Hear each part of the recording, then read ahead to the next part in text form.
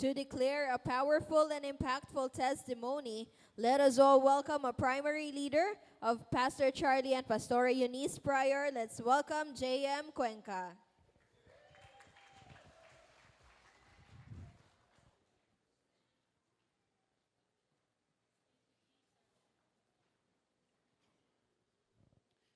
Good morning everyone.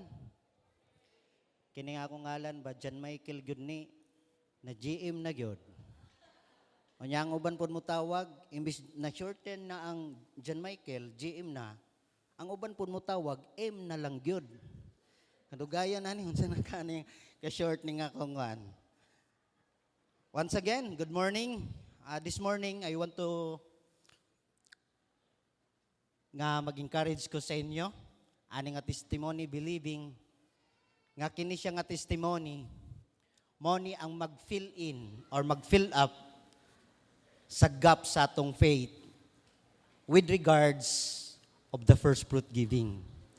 Dire na ako i-emphasize kung unsa nga akong giagian and how excited I am. Uban sa akong asawa kining gitawag nato the God said of 2026 and how it motivated me to give my first fruit. Apan sa dili pa, magpaila-ila sa ako si John Michael Cuenca. Bana sa ako ang beautiful and only wife, Adeline Cuenca. No? Mura siya si Kuan. Mura siya si Adeline. And a father of my only son, John Jacob Cuenca. Okay? Kinsa tong gusto magpatudlo din ha? Sayaw. Pero mag-una sa mo sa ako. Ano? Kaya ako'y mo tudlo una sa inyo. Hadis sa iya. Tapos primary leader ni Daddy Paz, Pastor Charlie Pryor, and Mami Paz, Pastora Eunice Pryor. Thank you sa inyong kinabuhi Paz, Mami, and this opportunity na makahatag ko sa akong testimony. And a network leader of a mighty warrior team. No, mao ni karon sila. So nadi na si Kuan, last lang nga Kuan, encounter delegate si Abraham ug si Agaw Balong. Si Abraham mo ni ang father of all faith. Abraham, asan ka? No?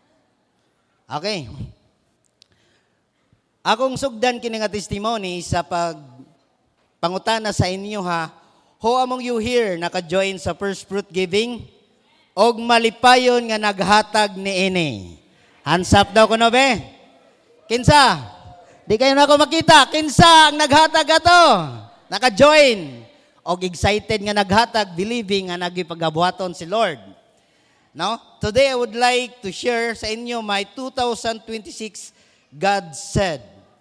Last January 4, 2026, primary meeting, our beloved pastor, syempre Pastor Charlie, asked sa tanan leaders about our 2026 God said. Subot pasabot, ang katunga year, kini nga year, kitang tanan mag-journey ta about God said. Kung unsa ang gisulti ni Lord sa imong kinabuhi, tungod kay it will be the motivating factor to you nga moadto ana nga purpose. Tungod kay naa man siya gihuptan nato nga God said. Romans 1:6 mo ni ang akong God said, no, sa NLT, you are included among those Gentiles who have been called to belong to Jesus Christ. Take note the word included and called. Tungod kay later on, gusto nako nga emphasize, there will be an intertwining of that verse from Old Testament and the New Testament which is written by Apostle Paul. So napansin nako sa pagmeeting, ang gishare sa ubang mga leaders sa ilang God said is na ay word nga magsugod og God said to me or magtapos dito sa God had spoken. So naagyo jay direct nga God said to me ilang gi-receive. O nya nasa katapusan, I am the Lord have spoken. So direct ang ilang pagkasulti. So, na-receive nila ako nga, ang ilang lagi kay, direct lagi si Lord, lagi nga, gingon ato ang word. Then, ningon ko sa akong kaugalingon, nangutan ako, sa ako lagi kay, giagi lagi sa sulat niya, Apostle Paul. Ang sulat man ay ni Apostle Paul, kanang dina sa Romans. So, ningon ko kay Lord, Lord, give me more revelation about that verse, Roman 1:6. January 6, I believe nga kita naka-join ani. January 6 at New Gen, during that second night of our mentoring of prayer and fasting nato. Didto natubag. No, natubag ako mga pangutana when I heard Isaiah 45:3. Kinsa sa inyo nag-receive na ng Cyrus anointing? No? Nga gi-share sa atong dear mentor, Pastor Nonon, about the Cyrus anointing. Nag-ingon siya dina sa Isaiah 45:3, I will give to you the treasures of darkness and the hidden riches in the secret places that you may know that I, the Lord, who call you by your name, am the God of Israel. Take note the word call. No? Ganina, included and called.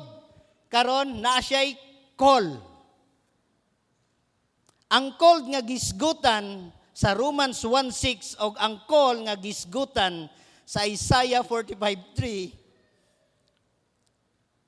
is the same person nga nagtawag sa akong ngalan and God Himself. What a revelation! Natubag nga akong pangutana, Lord, sulat to ni Apostle Paul. Pero gi-confirm nimo nga ang tawag di ay nimo kanako ikaw gyud di ay. Hallelujah. What a revelation that breaks my mind og natubag ang ako mga pangutana. And that moment nga nadungog nako, I thank God for such revelation.